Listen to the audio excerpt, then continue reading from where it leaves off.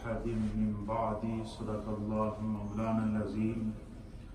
وقال في مقام آخر خلق الجان من مارج من نار صدق الله مولانا العظيم. إن الله وملائكته يصلون على النبي يا أيها الذين آمنوا صلوا عليه وسلموا تسليما. اللهم صل وسلم على سيد الأنبياء والمرسلين وعلى آله الطيبين وأصحابه الطاهرين أجمعين. الصلاة والسلام عليك يا سيدي يا رسول الله وعلى آلك وأصحابك يا سيدي یا حبیب اللہ. حضرات محترم، اللہ تعالیٰ کے فضل و احسان سے رمضان المبارک کی بابرکت ساعتیں، عشرۂ جہنم سے آزادی، اپنی تمام تر برکات لیے اللہ کے فضل، کرم اور رحمت کی صورت میں ہمارے درمیان موجود ہے. اللہ کی بارگاہ میں دعا ہے خداوند قدوس ایسے بابرکت لمحات ہمیں زندگی میں بار بار نصیب فرمائے. اللہ کے عظیم نبی حضرت سیدنا سلیمان علیہ السلام کی سیرت، آپ کا تذکرہ، اور قرآن کریم میں اللہ تعالیٰ نے جو آپ کو کائنات کی منفرد حکومت عطا فرمائی تھی، جو اللہ نے آپ کو حکومت کے ساتھ ساتھ تاج نبوت عطا فرمایا تھا، دونوں ذمہ داریوں کو بیک وقت آپ نے نبھا کر انبیاء کی صف میں ایک انفرادی مقام حاصل کیا. اس پر گفتگو جاری و ساری ہے. علماء نے لکھا ہے اس میں خدا کی کیا حکمت تھی کہ اللہ نے حضرت سلیمان علیہ السلام کو نبوت کا تاج اور روئے زمین کی حکومت کا تاج بیک وقت عطا فرمایا. یہ بہت بڑی ذمہ داری ہے، تھوڑی ذمہ داری نہیں ہے. ایک بندے پر اگر صرف ایک گھر کی ذمہ داری آ جائے تو ہم میں سے کسی کو جب خالی ایک گھر سنبھالنا پڑے تو ہمارے لیے مشکلات پیدا ہو جاتی ہیں، اور طرح طرح کی ہم تدبیریں بناتے ہیں کہ یہ کس طرح اس ذمہ داری سے ہم عہدہ برا ہوں گے. خدا کی طرف سے جس بندے کو ملک عطا کیا گیا، اور ملک بھی صرف ایک ملک نہیں، روئے زمین کو ملک کہا گیا ہے، اور پھر ساتھ میں نبوت کا تاج بھی پہنایا گیا.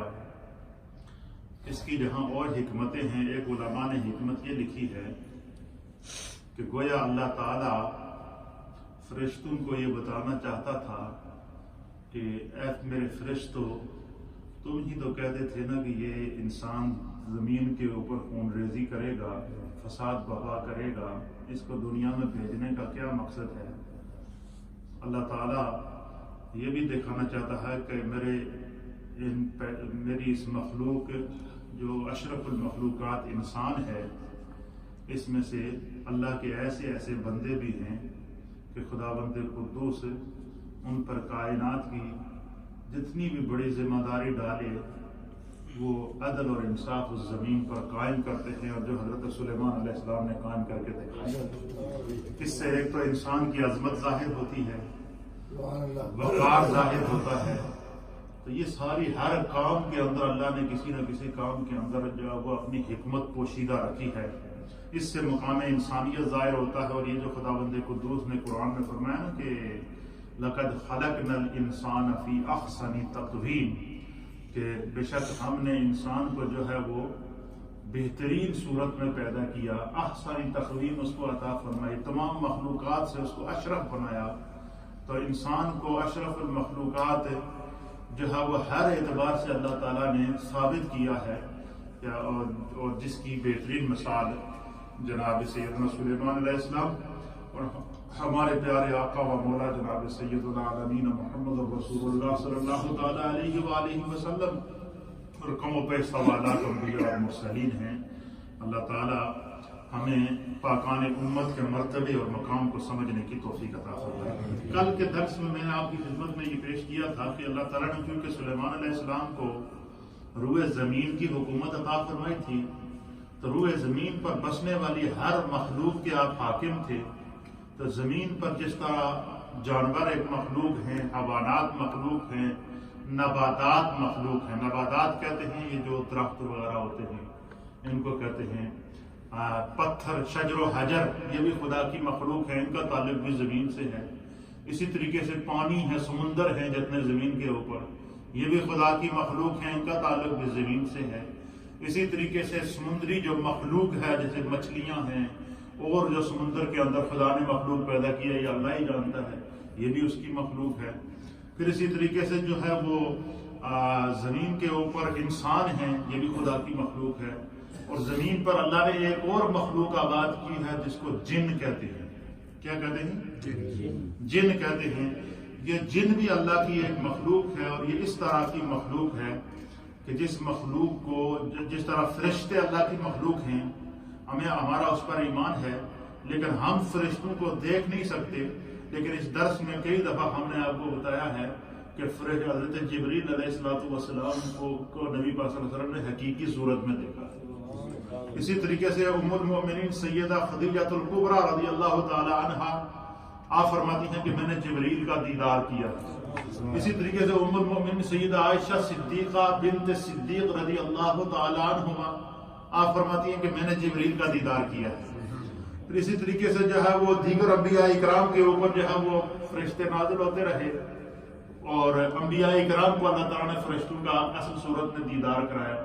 اسی طرح جنات بھی اللہ کی مخلوق ہیں جو زمین پر موجود ہیں، لیکن ہماری آنکھیں انہیں دیکھ نہیں سکتی۔ وہ خدا نے انہیں ہماری آنکھوں سے جو ہے وہ، اور اس میں بھی خدا کی حکمت ہے کہ ان کی ہیبت ناک شکلیں صورتیں دیکھ کے ممکن ہے کہ کئی لوگ فتنے میں پڑ جاتے، ڈر میں پڑ جاتے، خوف میں پڑ جاتے۔ تو خداوند قدوس نے اس نظام کو ایک سرکل کے تحت چلایا ہوا ہے، اور ہر چیز اپنے سرکل میں چل رہی ہے۔ ہر مخلوق اپنے سرکل کی پابند ہے، اور وہ خدا کی اطاعت کے اندر اپنا زندگی کر رہی ہے۔ چونکہ یہاں پھر اسی طریقے سے جس طرح ہوا کو اللہ تعالیٰ نے حضرت سلیمان علیہ السلام کے لیے مسخر کیا تھا، ان کے تابع کیا تھا، اسی طریقے سے جانوروں کو اور پرندوں کو جو اللہ تعالیٰ نے حضرت سلیمان علیہ السلام کے لیے مسخر کر دیا تھا، اسی طریقے سے قرآن حکیم فرقان مجید ہمیں یہ بتاتا ہے کہ اللہ تعالیٰ نے سورہ سبا کے اندر ارشاد فرمایا کہ وَمِنَ الْجِنِّ مَن يَعْمَلُ بَيْنَ يَدَيْهِ بِإِذْنِ رَبِّهِ۔ سورہ سبا کی آیت نمبر ہے 12 اور 13۔ 12 اور 13 آیت کے اندر اللہ تعالیٰ فرماتا ہے کہ جنوں میں سے اللہ کی جو جن مخلوق ہے، جنوں کو اللہ تعالیٰ نے حضرت سیدنا سلیمان علیہ السلام کے تابع کر دیا۔ کیا کر دیا تھا؟ جنات کو بھی اللہ تعالیٰ نے حضرت سلیمان علیہ السلام کے لیے مسخر کر دیا تھا۔ گویا جس طرح انسانوں پر آپ حکومت کرتے تھے، اسی طرح جنات پر بھی آپ کی حکومت خدا نے قائم کر دی۔ اور اللہ فرماتا ہے کہ بِإِذْنِ رَبِّهِ، اور وہ جتنے بھی جنات تھے وہ خدا کے حکم کے پابند تھے۔ اللہ نے ان کو حکم دیا تھا کہ تمہارا حاکم کون ہے؟ سیدنا سلیمان علیہ السلام۔ اب چونکہ قبل اس کے کہ سلیمان علیہ السلام نے جنات سے کیا کام لیا، اس پر آنے سے پہلے میں مطالعہ کر رہا تھا تو میرے ذہن میں ایک بات آئی، کیونکہ جب بندہ پڑھتا ہے، غور و فکر کرتا ہے، یہ اس علم کے اندر خدا نے ایسی روشنی رکھی ہے، ایسا نور رکھا ہے کہ یہ علم پھر راہیں کھولتا ہے، دماغ کے جو بند پرزے ہوتے ہیں ان کو کھولتا ہے، سوچ کے فکر کے دائرے کو علم وسیع کر دیتا ہے۔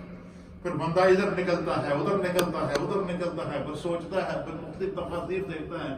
تو مطالعے کے دوران میرے ذہن میں یہ بات ہے کہ میں نے اس رمضان کے درس کے اندر جب ملائکہ کا ذکر آیا تو میں نے ملائکہ پر ایک پورا درس دیا آپ کو کہ فرشتے خدا کی مخلوق ہیں، فرشتوں کا مقام کیا ہے۔ پھر اسی طریقے سے جو ہے وہ جیسے جیسے انبیاء اکرام کے تذکرے آتے رہے اور ان کے انبیاء اکرام کے دور کے اندر رونما ہونے والی مخلوقات اور معجزات جو تھے ان کا ذکر کرتے رہے، تو اب یہ 2-3 دفعہ جنات کا ذکر آیا، تو اب حضرت سلیمان علیہ السلام کے لیے جنات کو اللہ نے مسخر کیا تھا.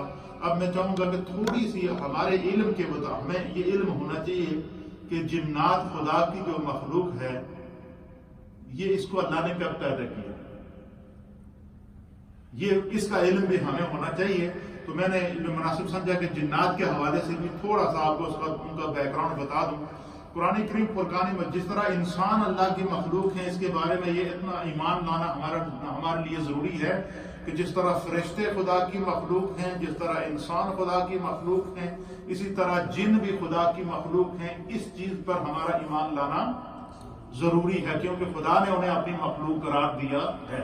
نمبر ایک بات، جنات کو اللہ نے کب پیدا کیا ہے اس کی تاریخ کا تو کوئی تعین نہیں ہے. تاریخ نہ مفسرین نے کیا ہے، نہ محدثین نے کیا ہے، نہ اہل سیر جو تاریخ جن لوگوں نے تاریخ انسانیت مرتب کی ہے یا تاریخ خلق مرتب کی ہے نہ انہوں نے کیا ہے.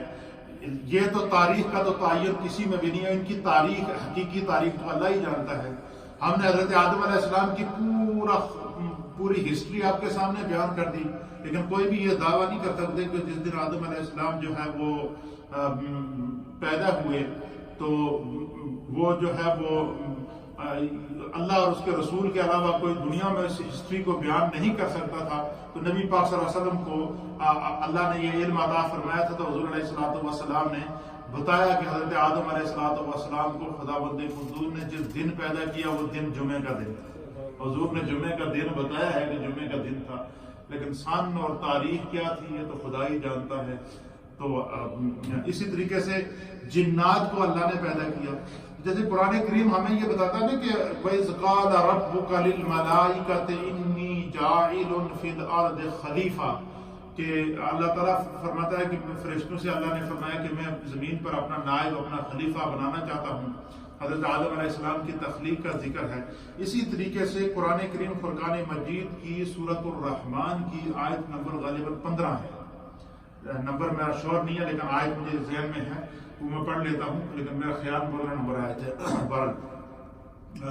اللہ فرماتا ہے کہ وَخَلَقَ الْجَانَّ مِن مَارِجٍ مِّن نَارٍ، اللہ تعالیٰ نے جان کو دہکتی ہوئی آگ کے شعلے سے پیدا فرمایا.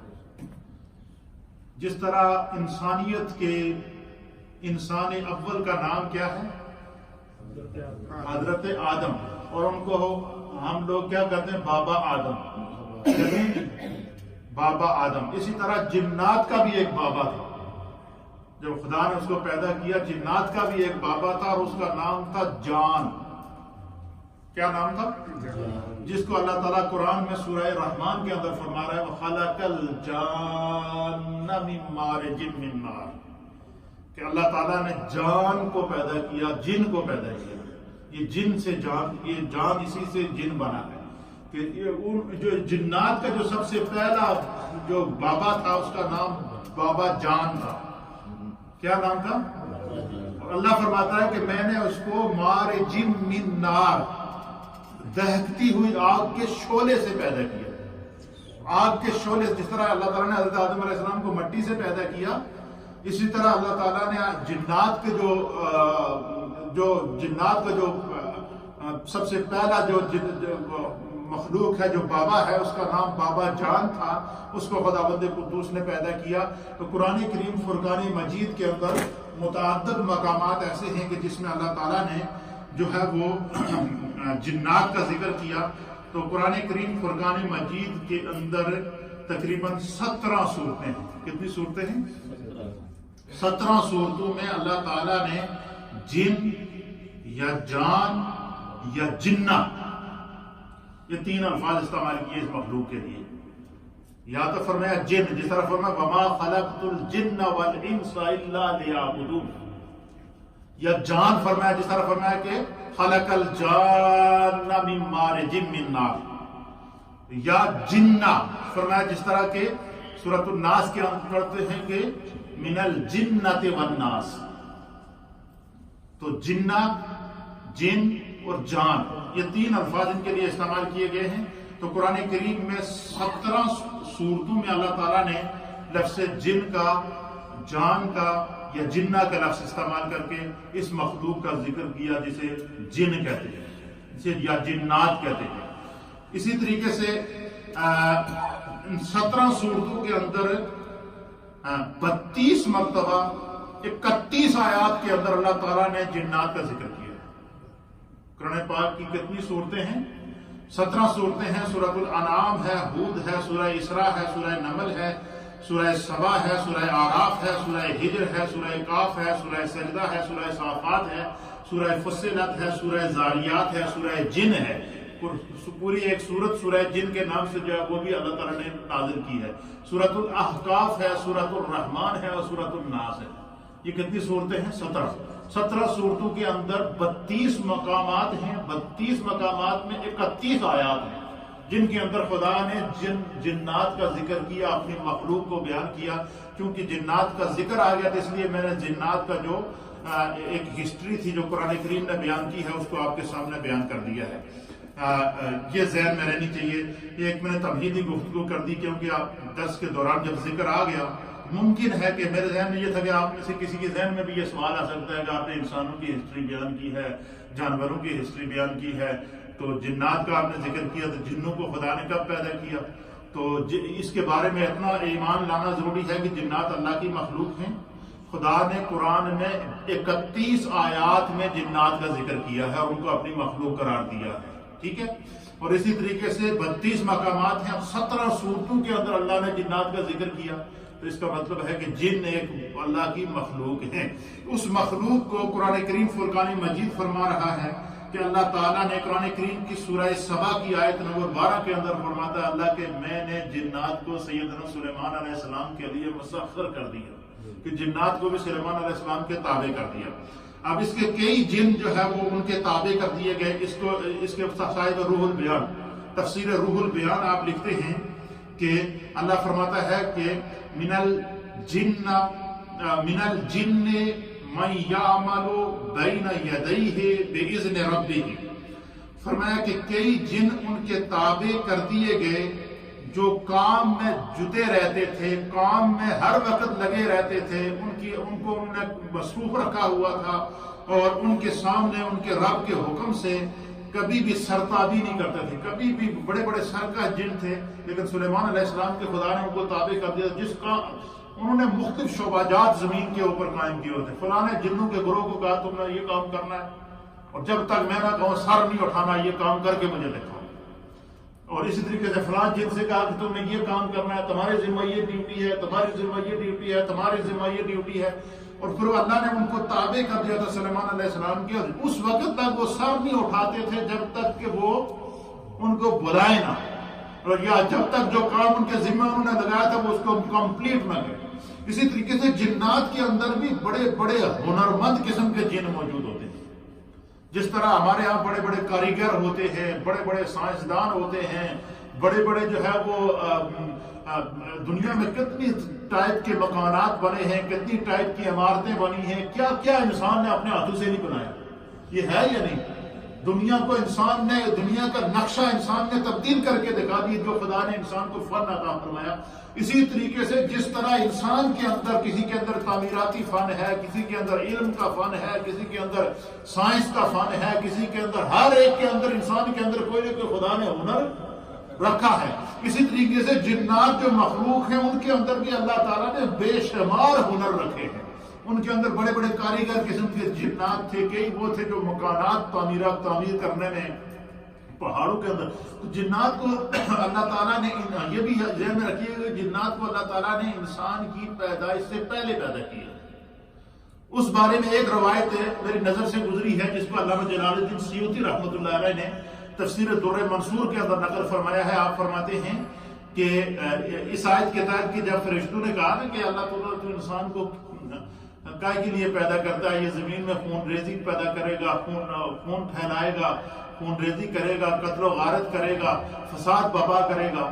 تو اب اس کے اوپر علماء محدثین نے لکھا ہے کہ ابھی تو انسان پیدا ہی نہیں ہوا تھا، ابھی انسان پیدا ہی نہیں ہوا تھا، فرشتوں کو کیسے پتا چل گیا کہ یہ خون ریزی کرے گا؟ یہ ایک سوال تو ہے نا کہ ابھی انسان کا وجود ہی نہیں ہے، ابھی وہ عدم سے وجود میں آیا ہی نہیں ہے، ابھی انسان کو پیدا ہی نہیں کیا. اللہ تعالیٰ نے تو خالی فرشتوں سے مشورہ طلب کیا تھا. پھر فرشتوں کو کیسے پتہ چل گیا کہ یہ انسان زمین کے اوپر فساد بقا کرے گا، خون ریزی کرے گا؟ یہ ایک سوال ہے یا نہیں ہے؟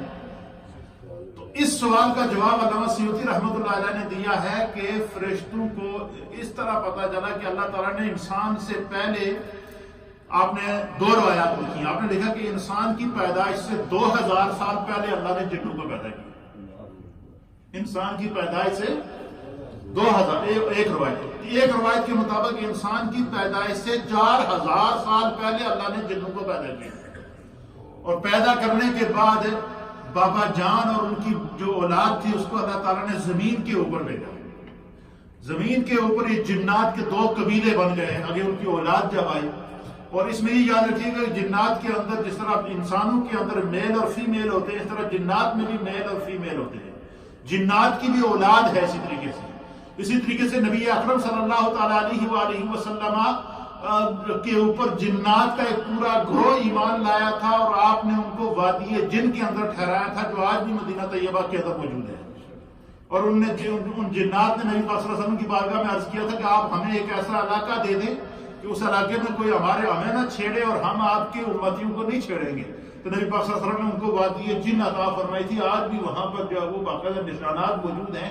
اس ایریے میں پورے سعودی عرب کے اندر مدینہ طیبہ میں عمارتیں بن چکی ہیں، آبادیاں بڑھ رہی ہیں، لیکن وہ وادی جن کو بالکل خالی چھوڑا گیا ہے. اس کی باقاعدہ مارکنگ کی گئی ہے، اس کی سائٹوں پہ باقاعدہ پوسٹیں لگا کر بتا دیا گیا کہ اس ایریے کے اندر کوئی بندہ تعمیر نہیں کرے گا. اگر کوئی گھر بنائے گا بھی تو اس کا گھر گر جاتا ہے. کیوں؟ کہ زمین کا وہ حصہ نبی پاک صلی اللہ علیہ وسلم نے جنات کو الاٹ کیا ہوا ہے.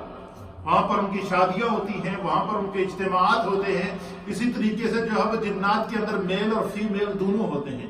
جنات کو اللہ تعالیٰ نے حضرت سلیمان علیہ السلام کے لیے مسخر کر دیا تھا.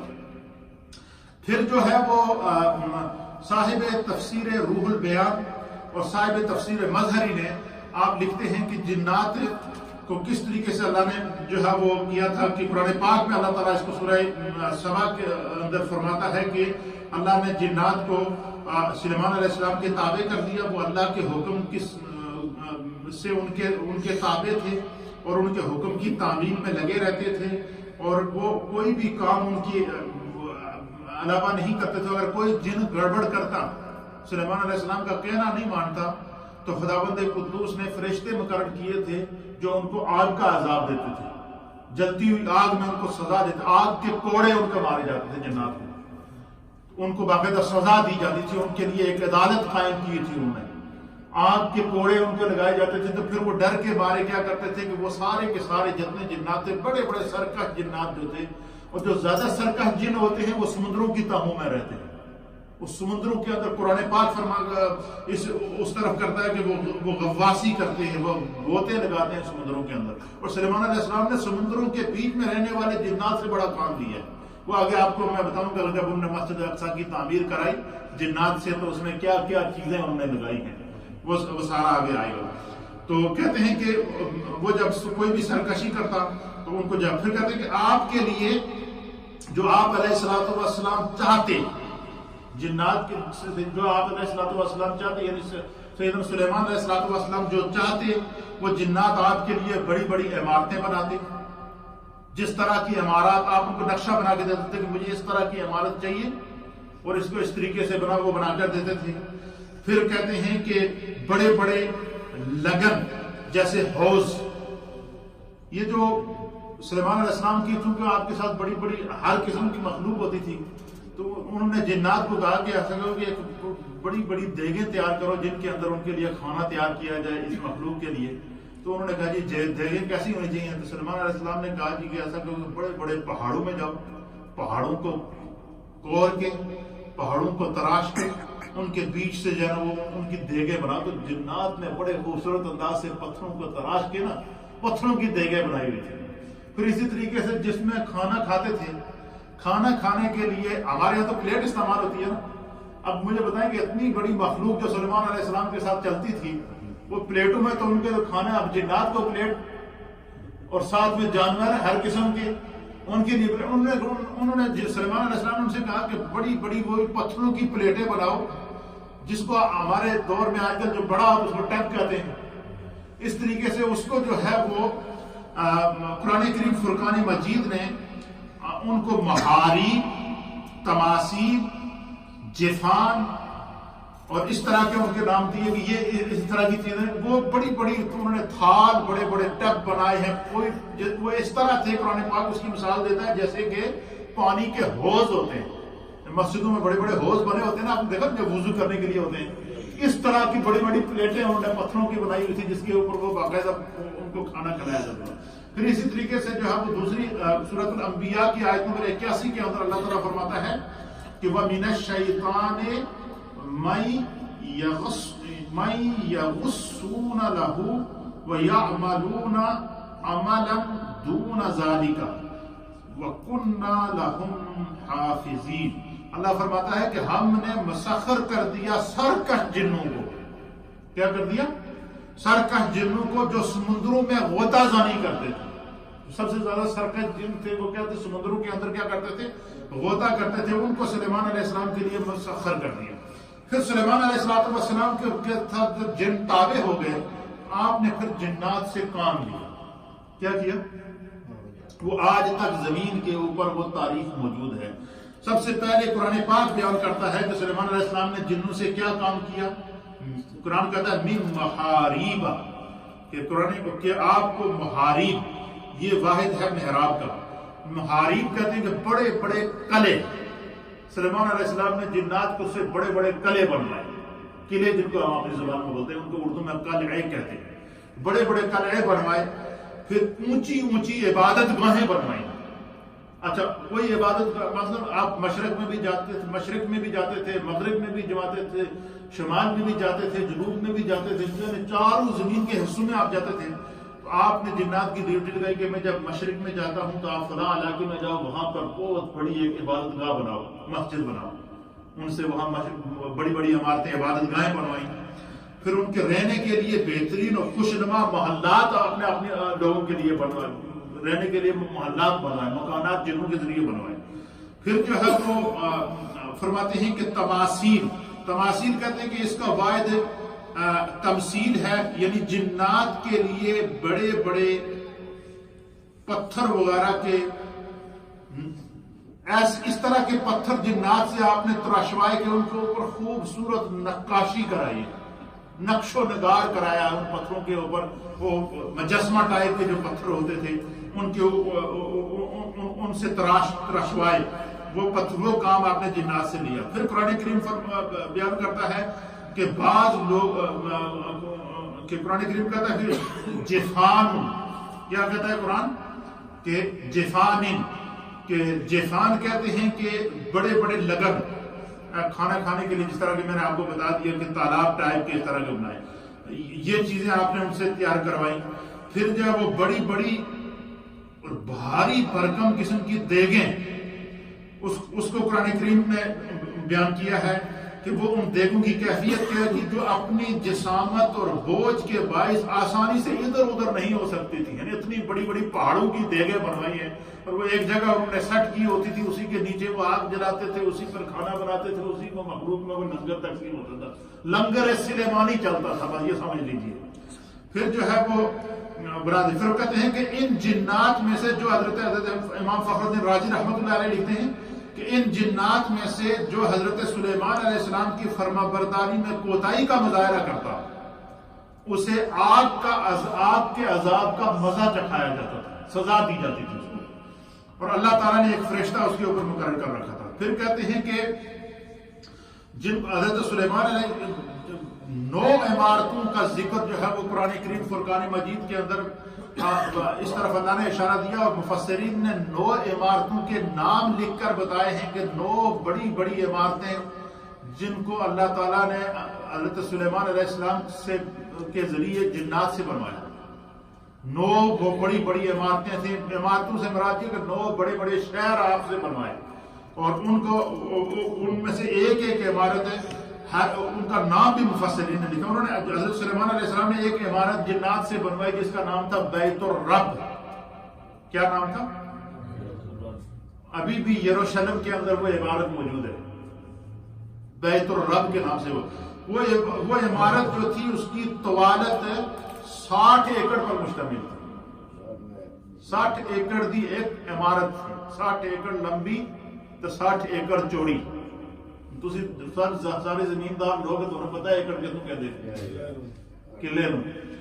60 کلیاں تے وہ عمارت بنی. 60 ایکڑ پر وہ عمارت بنی تھی جس کو بیت الرب کہتے ہیں. وہ سلیمان علیہ السلام نے جنات سے بنوائی.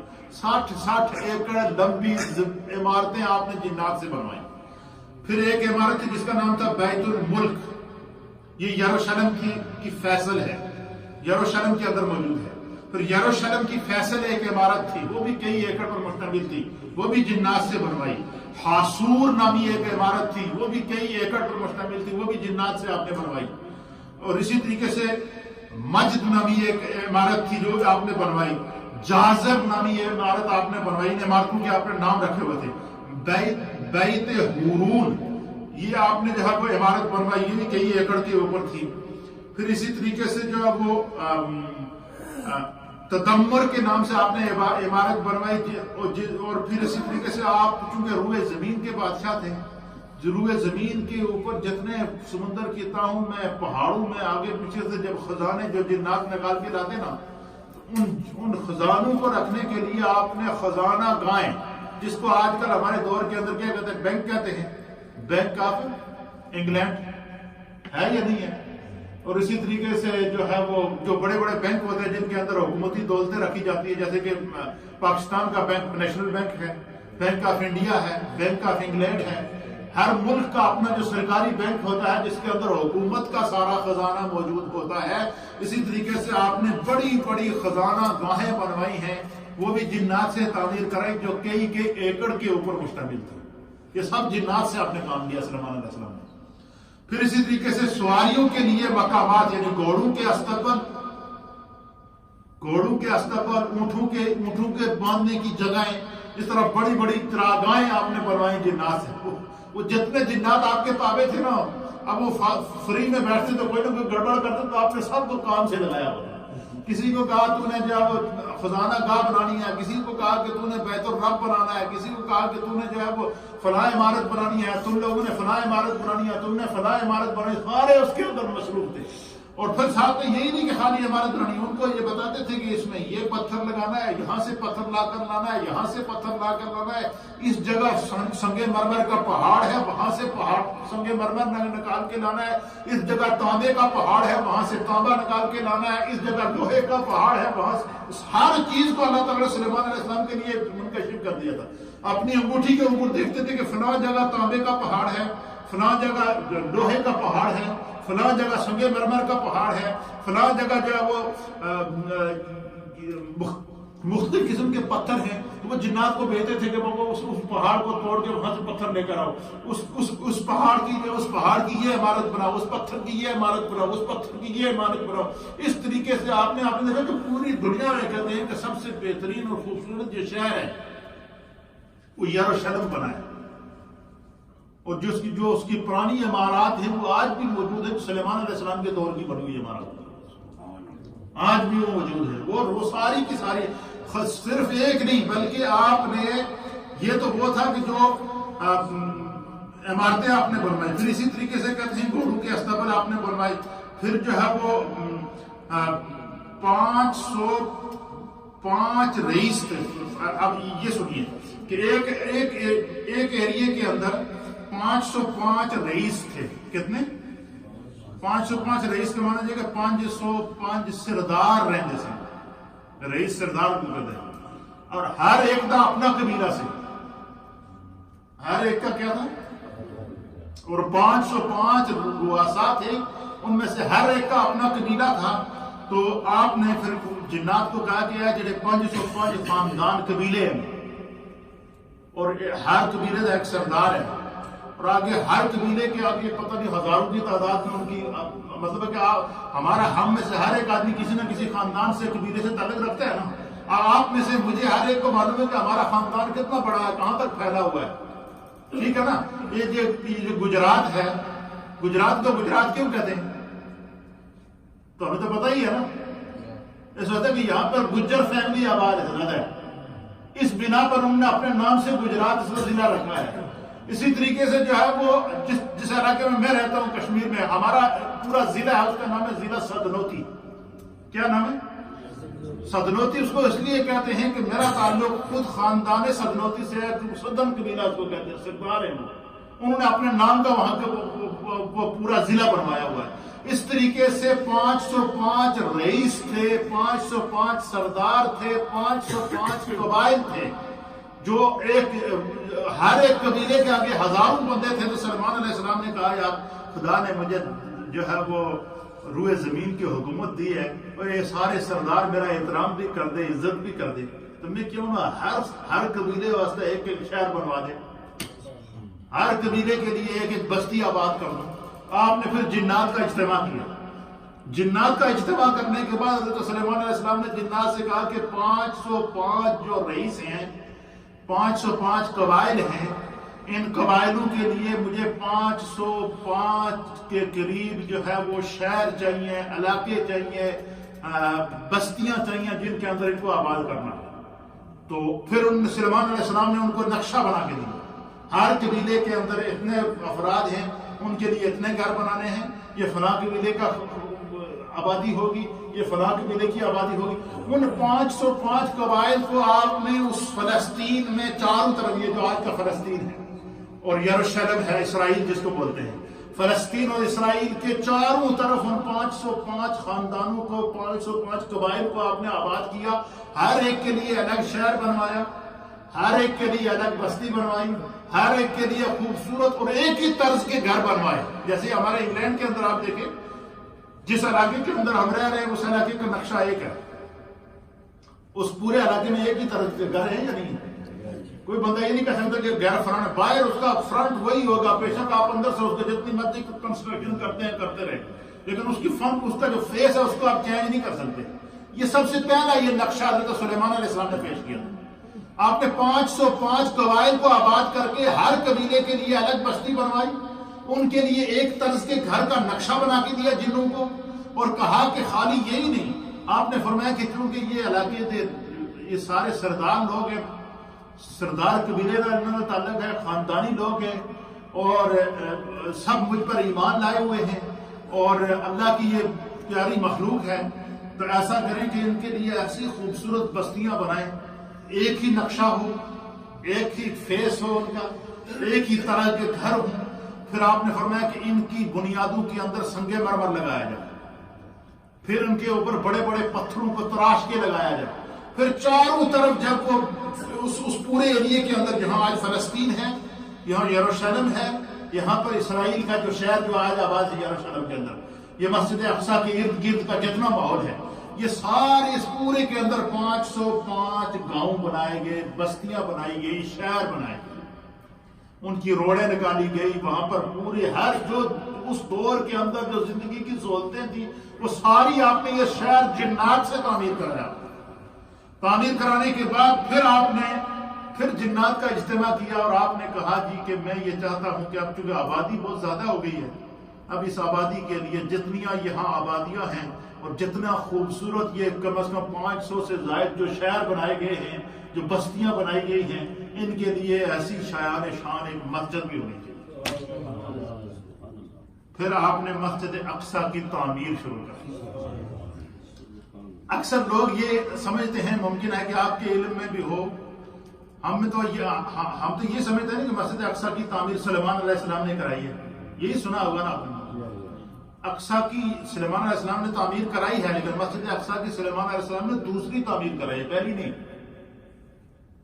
یہ بات ذہن میں رکھیے گا بحیثیت مسلمان ہمیں، کیونکہ مسجد کا مسلمان کا تعلق ہے، اس کی ہسٹری ہمیں معلوم ہونی چاہیے. مسجد اقصیٰ کی سب سے پہلی تعمیر حضرت یعقوب علیہ السلام نے اپنے ہاتھ سے کی. سب سے پہلے مسجد اقصیٰ کو یعقوب علیہ السلام نے بنایا، لیکن یعقوب علیہ السلام نے چونکہ اپنے بیٹوں کے ذریعے یا اپنے برادری علاقے کے لوگوں کے ذریعے جب اس کو ایک جس طرح کے جتنی انسان کی استطاعت ہوتی ہے اس کے مطابق وہاں مسجد بنائی تھی، جو درختوں کے چھالے وغیرہ ڈال کے، مٹی وغیرہ ڈال کے، دیواریں بنا کے مختصر سی مسجد بنائی تھی. تو حضرت سلیمان علیہ السلام نے کہا کہ یہ میرے پردادا حضرت یعقوب علیہ السلام نے یہاں مسجد بنائی ہے، اب میں چاہتا ہوں کہ یہ جو چاروں طرف آبادی قائم ہو چکی ہے، خوبصورت شہر بن گیا ہے، چاروں طرف بستیاں آباد ہو چکی ہیں، اب میں اس مسجد کو جو حضرت یعقوب علیہ السلام نے جس کی بنیاد رکھی تھی، میں اس کو اب ری بلڈ کروں۔ انہوں نے مسجد اقصی کو پھر وہ اس جو حضرت یعقوب علیہ السلام نے مسجد بنائی تھی اس کو پھر آپ نے گرا کر، پھر آپ نے اس کا نقشہ بنا کر، پھر اس آبادی کے مطابق آپ نے مسجد اقصی کی بنیاد رکھی۔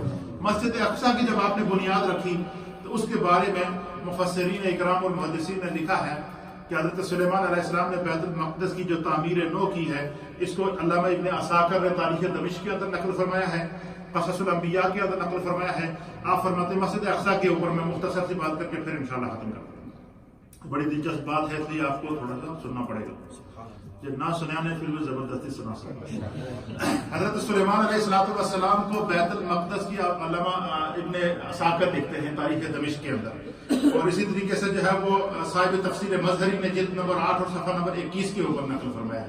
صاحب روح البیان تفسیر روح البیان کے اندر علامہ اسماعیل حقی نے جلد نمبر 7 اور صفحہ 324 کے اوپر اس بات کو نقل فرمایا ہے۔ اسی طریقے سے صاحب جو ہے وہ روح المانی نے علامہ سید محمود آلوسی نے جو ہے وہ نقل فرمایا ہے۔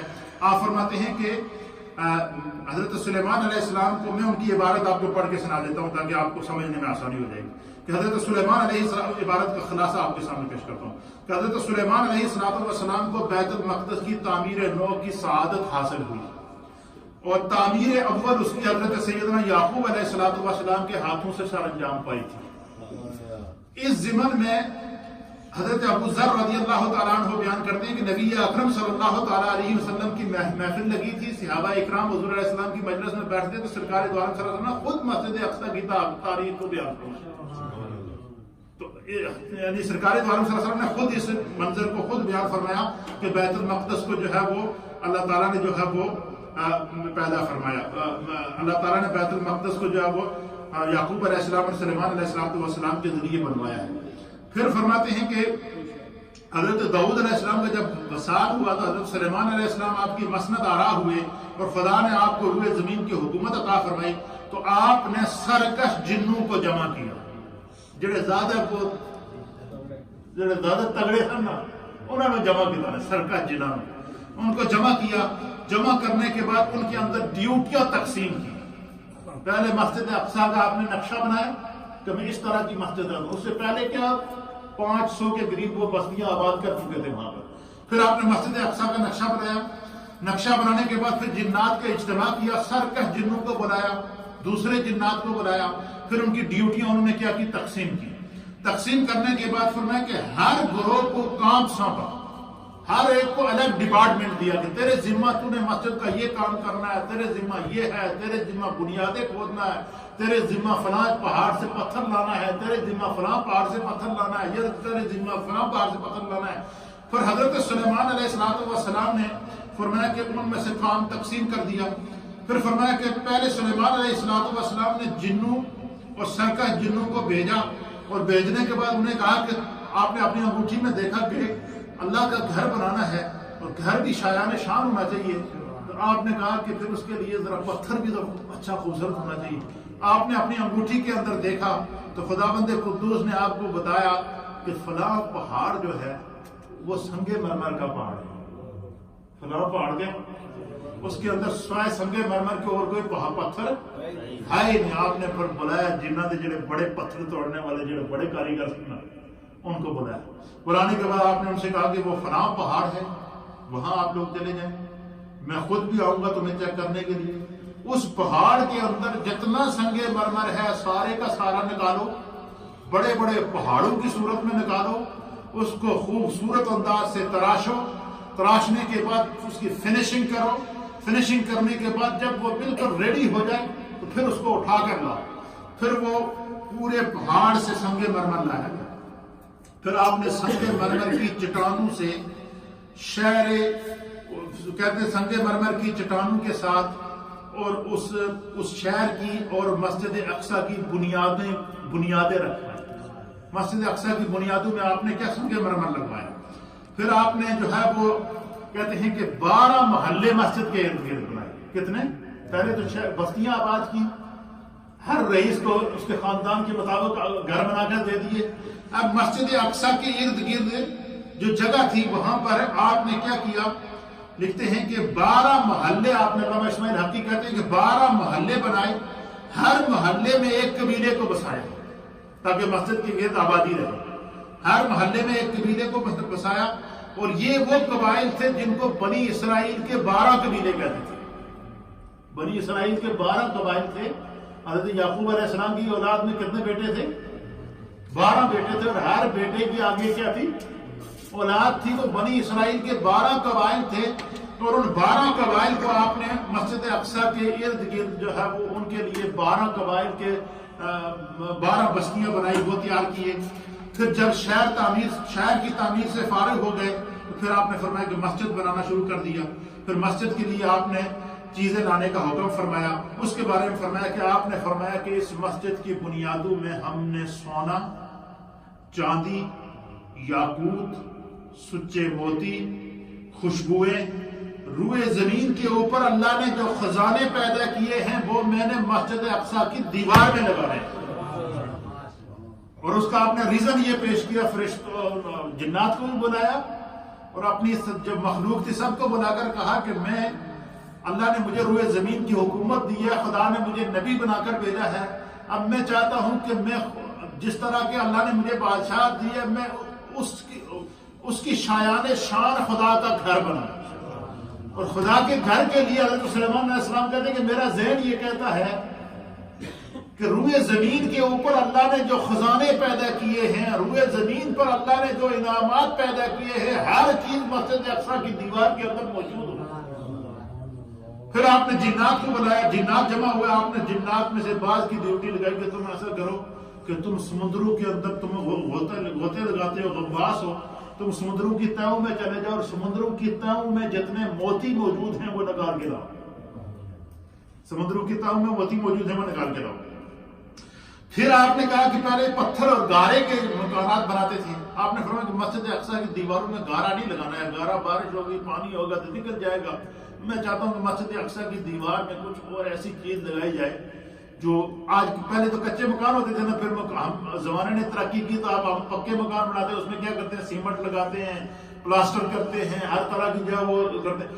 آپ نے فرمایا کہ مسجد اقصی کی دیواروں کے اندر گارا لگانے کے بجائے سیسا لگایا جائے اور چاندی لگایا جائے. اب جنات نے کہا جی سیسا اور چاندی کہاں سے آئے گا؟ انہوں نے کہا میں بتاتا ہوں، چلو میرے ساتھ. آپ نے انگوٹھی میں دیکھا، اللہ تعالیٰ نے بتایا کہ فلاں پہاڑ پہ چلے جاؤ. 2 پہاڑیاں ہیں، ایک پہاڑی سیسے کی ہے اور ایک پہاڑی چاندی کی ہے. آپ اندازہ لگائیے. اب جب وہاں پہنچے، اب سیسا اور ایک پہاڑی تانبے کی ہے. تین پہاڑیوں کا ذکر مفسرین نے کیا. سلیمان علیہ السلام نے کہا کہ فلاں پہاڑ پہ جاؤ، ایک پہاڑ سونے کا ہے، ایک تانبے کا ہے، ایک چاندی کا ہے اور ایک سیسے کا ہے. آپ وہاں چلے جائیں. جب وہ وہاں پہنچے سلیمان علیہ السلام تو آپ نے سب سے پہلے پہاڑ کے اوپر جو ہے نا وہ اللہ کی نشاندہی کے مطابق جب پہلا کدال لگائی نا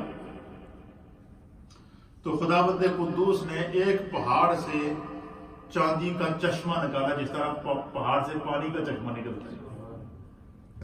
اب آپ اندازہ لگائیں، ایک پہاڑ سے تانبے کا چشمہ نکالا، ایک پہاڑ سے سیسے کا چشمہ نکالا، اور اس طریقے سے وہ تانبا اور چاندی اور سیسا بہ رہا تھا اس چشمے سے جس طرح پانی بہتا ہے. وہ کیا آپ نے پھر جنات کو کہا جو بڑے بڑے حوض بنائے ہوئے ہیں، بڑے بڑے دیگیں بنائی ہوئی ہیں، بڑے بڑے ان کو جمع کرو. وہ اس کے اندر کیا کرتے؟ وہ سیسا آ کے اس کے نیچے رکھتے اور وہ اس طرح پانی، جس طرح پانی بہتا اس طرح سیسا بہتا تھا، جس طرح پانی بہتا اس طرح چاندی بہتا تھا، جس طرح پانی بہتا اسی طریقے سے تانبا بہتا تھا. حالانکہ یہ لوہے کی دھاتیں ہیں، یہ بہت سخت، جن کو جب تک پگھلائیں نا اس وقت تک یہ نرم نہیں ہوتی. لیکن سلیمان علیہ السلام کا یہ معجزہ تھا کہ وہ اس طرح بہ رہے تھے جس طرح پانی بہتا تھا. پھر وہ سارا جمع کیا گیا. پھر سمندروں سے جو موتی، ہیرے اور جواہرات جنات نکال کر لائے ان کا ایک ڈھیر لگ گیا. پھر اسی طریقے سے اللہ نے بتایا کہ فلاں جگہ سنگ مرمر موجود ہے، وہاں سے سنگ مرمر لے کر آئے. پھر جب سارا مٹیریل تیار ہو گیا نا، سنگ مرمر موجود ہے، تانبا موجود ہے، چاندی موجود ہے، سیسا موجود ہے، یہ سب چیزیں موجود ہونے کے بعد آپ نے فرمایا کہ اب اس کی بنیادیں کھودو. مسجد کی بنیادیں کھودی گئی، بنیادوں کے اندر سیسا ڈالا گیا. سیسا اس طریقے سے جیسے کہ ہمارے ہاں جب مکان کی بنیاد کھودتے ہیں تو کھودنے کے بعد جب گڑھا بن جاتا ہے تو اس میں کیا سیمنٹ اور ریتی اور بجری اور یہ مکس کر کے ڈالتے ہیں، یعنی پتلا کر کے اس میں ڈالتے ہیں تاکہ جم جائے. اسی طریقے سے یہ سب سے اس مسجد اقصی کی بنیادوں کے اندر سیسا ڈلوایا گیا، تانبا ڈلوایا گیا، چاندی کا پانی ڈلوایا گیا.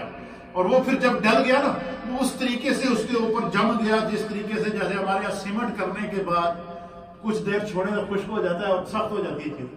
اس طریقے سے پھر اس کے اوپر سنگ مرمر سے اس کے بڑے بڑے پہاڑ پتھروں کے جو اعلیٰ قسم کے پتھر تھے، نیلے ٹائپ کے پتھر، ان آسمانی کلر کے پتھروں کو لا کر تراش کر پھر مسجد اقصی کی دیواروں کو تعمیر کیا گیا. تو پرانی مسجد اقصی کی دیواروں کے اندر آج بھی وہ پتھر اور وہ جگہ موجود ہے.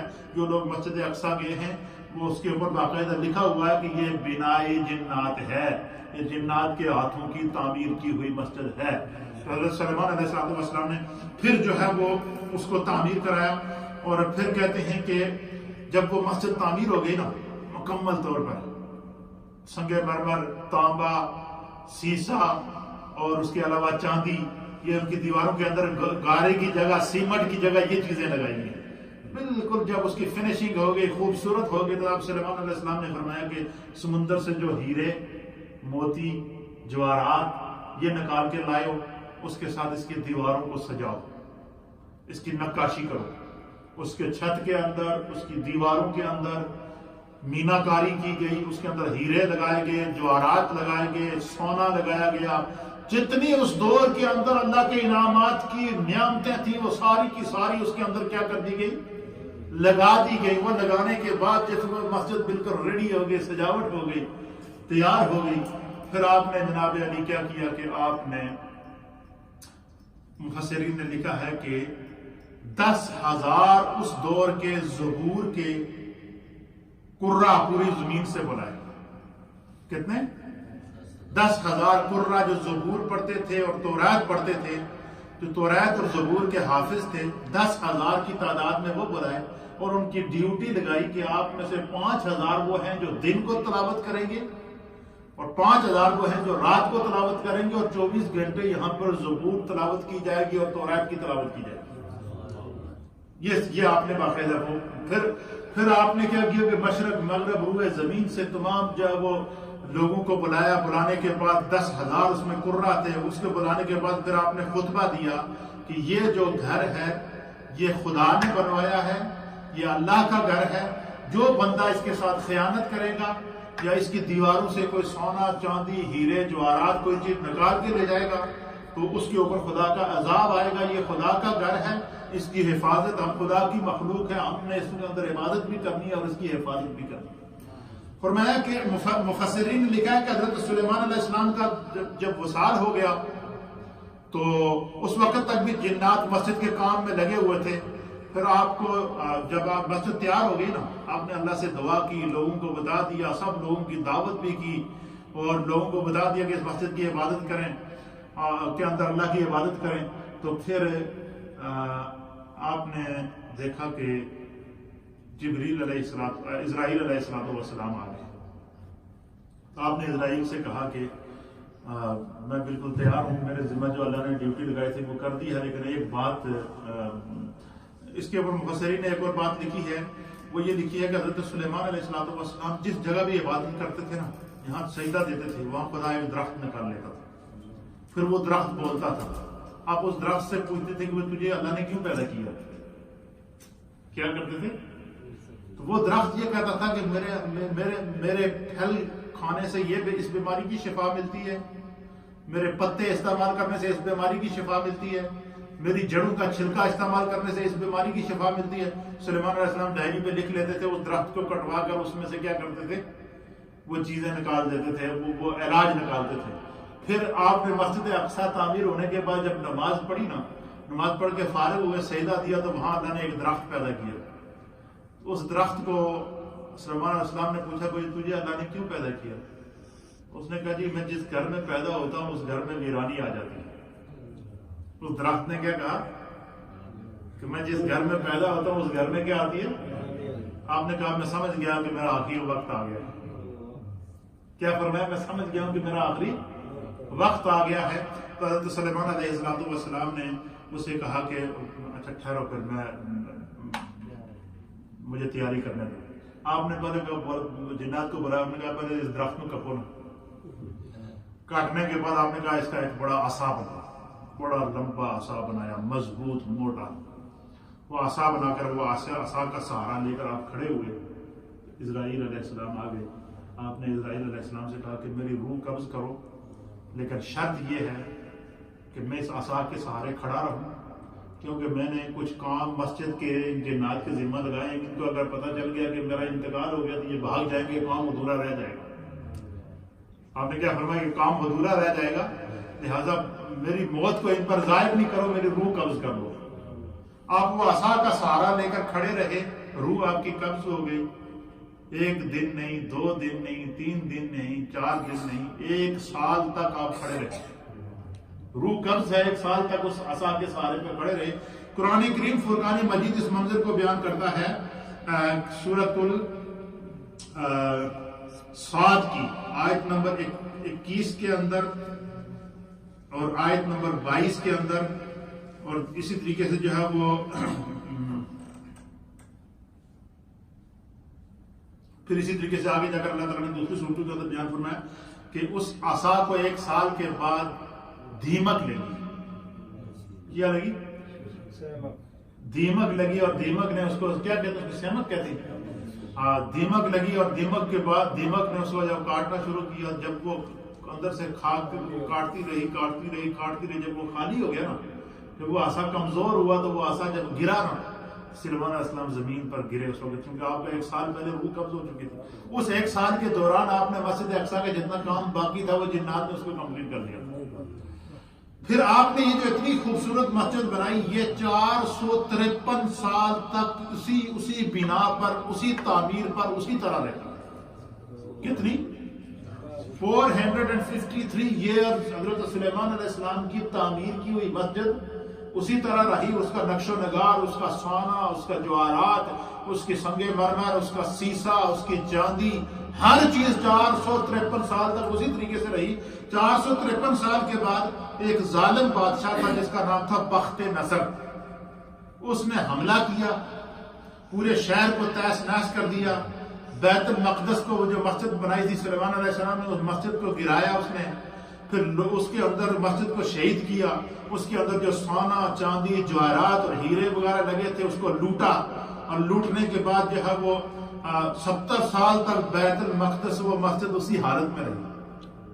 تو پھر یہی وجہ ہے کہ آج تک وہاں پر امن نہیں ہے. آپ نے دیکھا ہوگا آج تک وہاں پر امن نہیں ہے، کیونکہ انہوں نے خدا کی اس تعمیر کو، حضرت سلیمان علیہ السلام کی اس تعمیر کو آپ نے پیشن گوئی کر دی تھی کہ جو بندہ اس کے اندر سے ہیرے، جواہرات اور یہ جو سنگ مرمر چیزیں لگی ہیں اس سے نکال کے لے جائے گا. بعد میں پھر جو ہے وہ لوگوں نے اس کو بنایا، تعمیر کیا، سب کچھ کیا. اب آپ نے دیکھا نا کہ وہاں پر جب مسجد اقصیٰ جاتے ہیں تو ایک سامنے 2 عمارتیں بنی ہوئی ہیں.